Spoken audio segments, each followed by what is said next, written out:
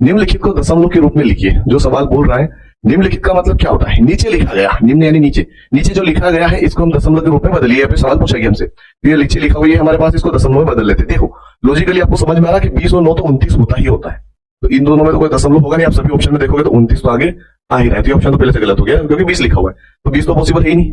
20 plus 9 क्योंकि ये पूर्ण संख्या है, पूर्ण संख्या दशमलव के आगे होती है, दशमलव के पीछे वाली दशमलव संख्या होती है, या फिर अपूर्ण संख्या भी उसको हम बोल सकते हैं, है ना। अब दशमलव लगेगा ही लगेगा यहाँ पे, क्योंकि आपको ऑप्शन में देख लो सभी में दिखेगा।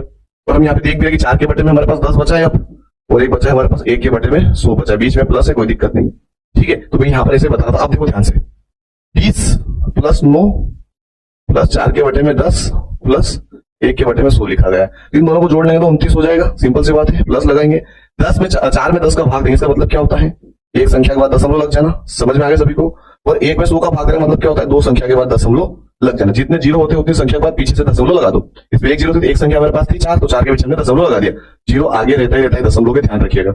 उसके बाद 100 लिखा हुआ था बटे में, तो 100 का मतलब होता है 2 जीरो, एक तो हमारे पास पहले से था, एक हमने वो जीरो लगा के 2 संख्या बना दी, उसके बाद हमने दशमलव लगा दिया। अब इन सबको जोड़ लो आपस में। अब आप ये देख रहे हो कि 29 के अंदर कोई भी पॉइंट यहाँ पे लिखा हुआ नहीं है, 29 में दशमलव तो ही नहीं भाई, कैसे जोड़े। तो सिंपल बात समझना कि 29 मेरा दशमलव नहीं है, तो 29 के पीछे दशमलव मान लो, हर डिजिट के पीछे दशमलव होता है, मैंने बहुत बार बोला है, इसमें भी दशमलव है पीछे, पॉइंट लगेगा, 29 के पीछे पॉइंट लगा सकते हैं। उसके बाद 0.4 पीछे रख लो, लेकिन जब हम जोड़ते हैं ना तो पॉइंट के नीचे पॉइंट कंपलसरी है, ठीक है, पॉइंट के नीचे पॉइंट कंपलसरी होता है।